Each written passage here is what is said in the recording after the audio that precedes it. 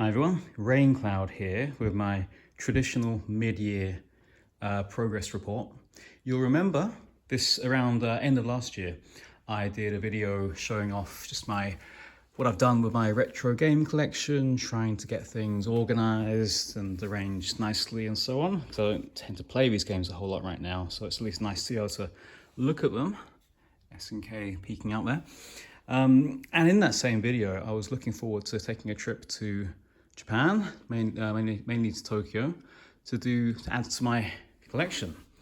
Now, I did go to Japan, and I actually filmed a lot of footage of being in various shops, and also of other sort of landscape footage of just Tokyo and traveling in and out on the train. And I had plans to do something quite fun with that. Haven't done it because one thing I didn't mention in that video is that at the time, me and Mrs. Raincloud were expecting a baby. And we were right to do so because the baby did come along in the expected manner and time a couple of months ago, which has pretty much taken care of my time since then. So in place of what I had planned, which is something quite ambitious maybe, I'm just going to do a really quick unboxing video to show some of the fun stuff that I filmed during that time that I bought in Japan. It's a lovely, beautiful day today in Sydney, 21 degrees. Even though it's winter, can't complain. Outside of the whole Japan thing, I bought these the other day. They are earbuds, which you can use on the PlayStation, etc. But I haven't played any games at all since the boy came along. I wanted to actually ask any mums or dads of very young kids who are watching this, if and how you've been playing games during that time, because I found it very easy to watch TV. I got through the whole of Justified TV show, 6 seasons, over the last couple of months, because there's lots of sitting down time, but that I can do with one ear still, half an ear maybe, on what the baby's up to. But the idea of really getting absorbed into a game, I'm not sure how that squares with looking after the little junior Raincloud. So happy to hear any thoughts. But anyway, let's get into this. So one thing that's not represented here, but that I really enjoyed in Tokyo this time, was an arcade really close to the station called Takada no Baba. I'll put down the name in the description, Takada no Baba. And the arcade is called Mikado, M-I-K-A-D-O. And it's just fantastic retro arcade, the kind that I sort of thought was dying out even in Japan. I recorded a lot there, but honestly, it's really hard to record by yourself. So maybe when my boy is a few years older, I can force him to be my cameraman for a bit, and we'll see how that goes. But yeah, great arcade. Now, let's start with this one, Trader. And I think I've raved about Trader before. It's a great place for retro games. It's mainly, you go in there and it's mostly modern games, but go in towards the back and you'll see entire shelves, entire sections for PlayStation 1, for all popular consoles, and then maybe half a section for Saturn, half a section for Dreamcast. And that's great. And there was so much stuff there.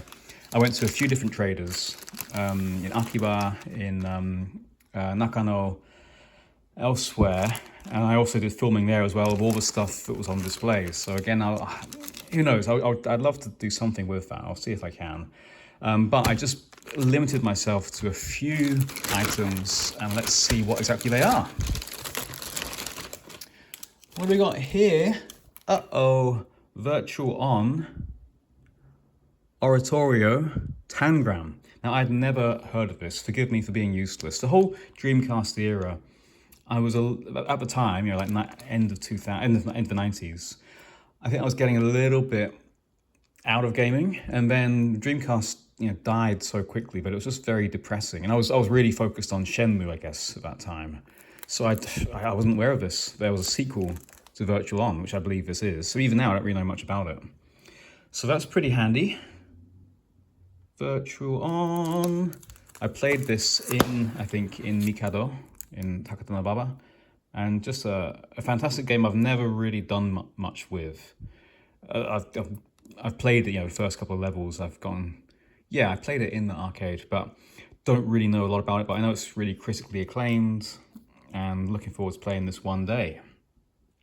At low price there, 1,500 yen. By the way, going back to the whole game section real quickly, you need to see the mess that this front room is in. I'm not sure if I showed the inside of Panzer Dragoon Saga when I did the video last time, so we can maybe do that if there's time in this video, or I can do a separate video for that another time. But you can imagine, this display is not going to be here very long, because once the baby's crawling, I'm not going to let him touch my booze or his inheritance, which is this, basically. So here to enjoy for a couple of months while it lasts. Maybe I'll do this separately sometime. I won't get distracted by this today. If there's any interest in seeing, this is, a fully original British version of Panzer Dragoon Saga, happy to take a look inside the box and see what's going on. But let's get on with this. So that's Virtual On, classic game. What do we have here? Virtual Cop 2. This is a game that I owned back in the day and I played an absolute ton of. And whenever I think back to the massive sell-off of my original Saturn stuff back in the 90s to pay for a Dreamcast, this is one I really shudder about. I had the original game, the light gun, the whole kit and caboodle. Hey ho. I don't currently have the gun, which obviously is essential, but what a great game. And I'd imagine playing through this, muscle memory would still tell me quite accurately where everyone is going to pop out of. I didn't never play 1, I've only ever played Virtual Cop 2, I haven't played 3 either. Very good. This was for 980 yen. Well, I don't know what that is these days. Is it, what, 9 Australian dollars? So what, 5 US dollars maybe? Something like that? 4 pounds, 5 pounds? Who knows? Not a whole lot. There is I must have mentioned this before, I've really gotten into a channel, Pandemonium, which is a guy doing a game-by-game breakdown, review, analysis, behind the scenes of every single game released in the US. And he's got a 4-hour video on Virtual Cop 2, which I'm currently working through, where he talks to the original developers. And great channel, really funny stuff, funny guy. Real funny. Look at this oddity. Virtua Fighter Kids. Maybe I was in that mindset. Maybe I'm becoming an annoying dad guy. But I saw it and I bought it for 780 yen. I remember this being released back in the latter days of the Saturn, when everything was getting a little bit desperate. I guess it was never the game that was going to save the console, but just another example of the kind of fighting game mania on the Saturn. Interested to see just how the basic game changes when the dynamics of the character design is so different, with the massive heads and little arms, which I'm also amused by with my own little boy at the moment. Speaking as someone who still has disproportionately short arms, I would say, this is me I'm talking about. So that's Virtua Fighter Kids. And then finally, for the games, Fighting Vipers, another game that somehow I've never played except via Fighters Megamix, which I owned back in the day, and I also own in the Japanese version now. 580 yen. And these aren't exactly rare ones, but I don't know, I still find it thrilling to look through a game store and see this stuff there on the shelf. Wonderful. And I do fully intend to play these games and to hopefully educate my boy in these vital historical artifacts. Wonderful, wonderful stuff. All right, we don't need to make this a long video. Just wanted to update everyone on the fun I had. The reason I was filming landscape stuff this time round is because while I was there, JR, the train station, was trialing a new, what's called a green car, which is like a, oops, give a spoiler, like a first class for the trains. And it was being trialed for free on the train line that I was going from. So I was traveling a lot, even more than usual on the train. And it has like a double-decker elevated view. So I was on the top deck with a great view of western Tokyo as it fades away into the quasi countryside each time. So that's fun. Unfortunately, you've got to pay for the green car now, but I'd say it's definitely worth doing, especially if it's a busy time.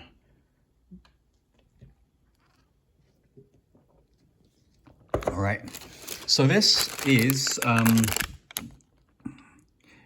Yamashiroya, which is in, as you can see, Ueno.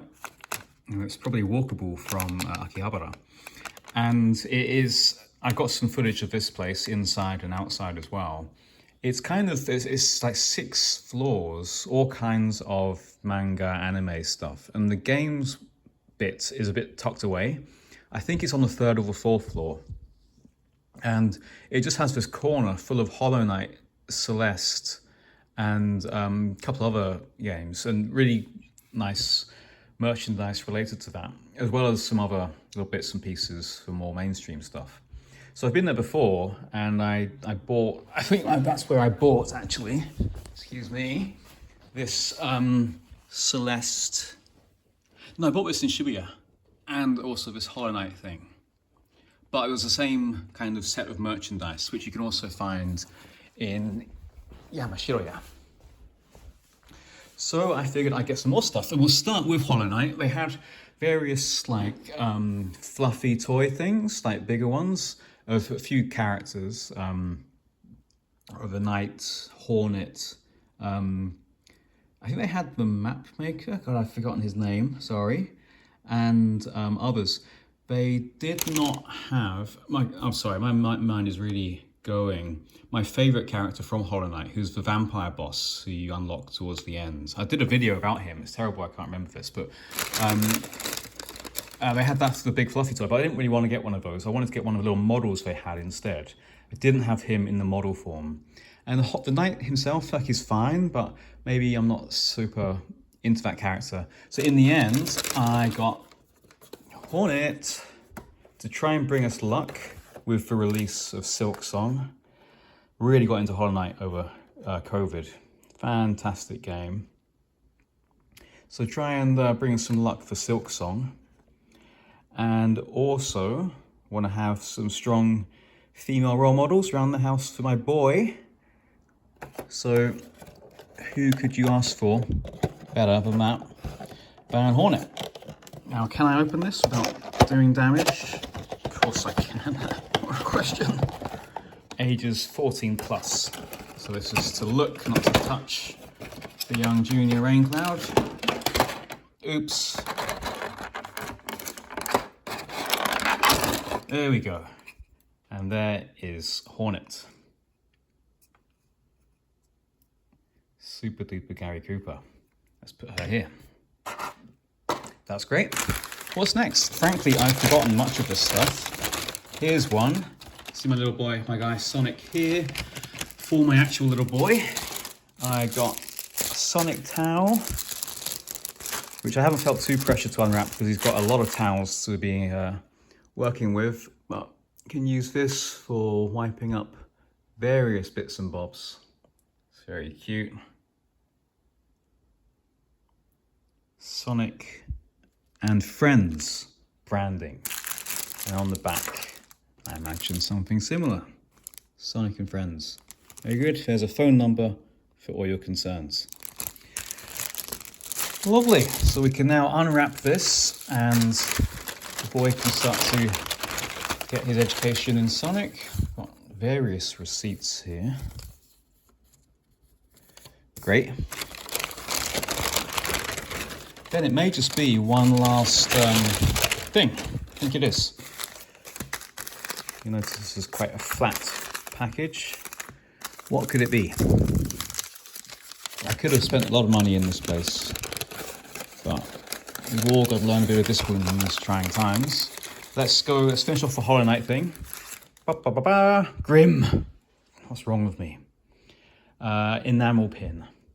Not sure what I'm planning with these pins. I got one, as you saw, the Celeste Berry. Now I got a Grim one. The berry one fell off of my work bag where I had it pinned, so that's not really gonna happen. But I've got to pin it somewhere. So do write in with your thoughts, suggestions, and concerns, of course. 0 to 3. Wah, wah. So I just put this next to Hornet.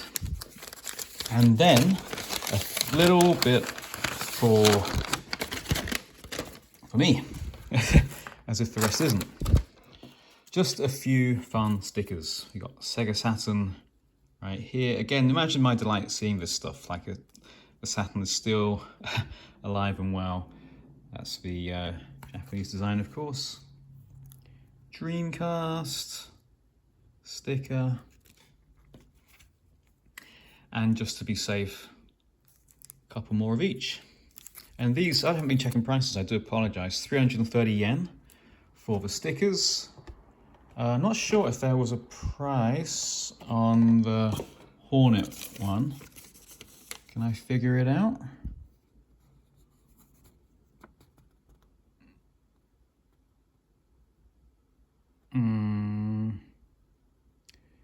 Minifigure, so Hornet was 1,500 yen, and the Sonic thing was 1,100 yen. And that means that Grimm was 1,320 yen. Very good. And all the stickers were 330. And the last sticker is this lovely Dreamcast one. Again, not sure what I'm planning with these stickers. I gotta stick them somewhere, but things are so impermanent these days. So any thoughts on where I should stick these stickers? Keep it clean, keep it decent for what is now very much a family channel. Let me know. So that's it. I'm going to clean this up and resume my duties. Bye everyone.